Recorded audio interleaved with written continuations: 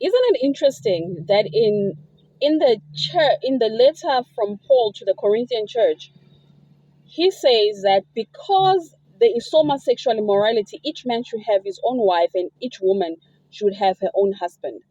And then he says that the husband should fulfill his wife's sexual needs and the wife should fulfill her husband's needs.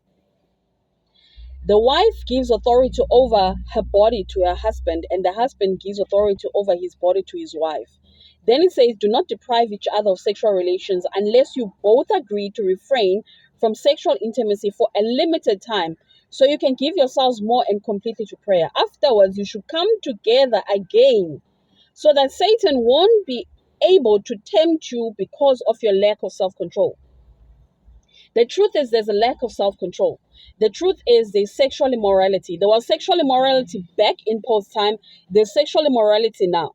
There's probably more sexual immorality now because our society has allowed it to be such. We have romanticized and allowed and made it okay, to go into sexual things and sexual activities outside of the boundaries of God. Okay, that's a topic for another day.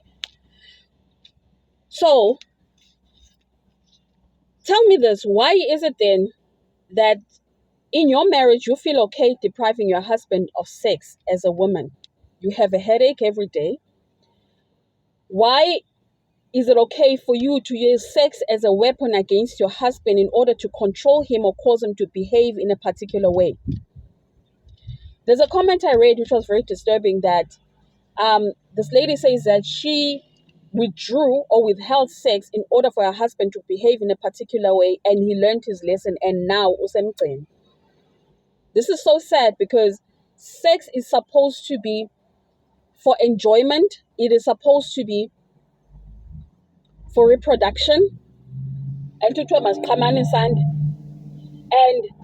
the importance of sex is actually outlined here in 1 Corinthians 7 verse 1 up until verse 5. That we should not withhold sex from each other. And then we wonder, in a world full of sexual immorality, why there's so much sexual sin.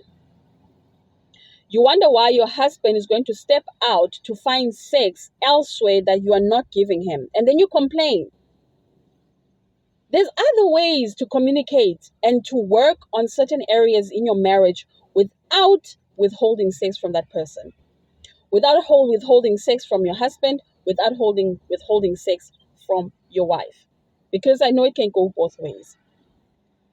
All right, without going into other topics, let's agree and let's remember that sex is there to protect the wife and to protect the husband from sexual immorality out there. And for the fact that we are weak as human beings. Sexually, the marriage is meant to completely fulfill your godly sexual needs. Let's not reach as guys.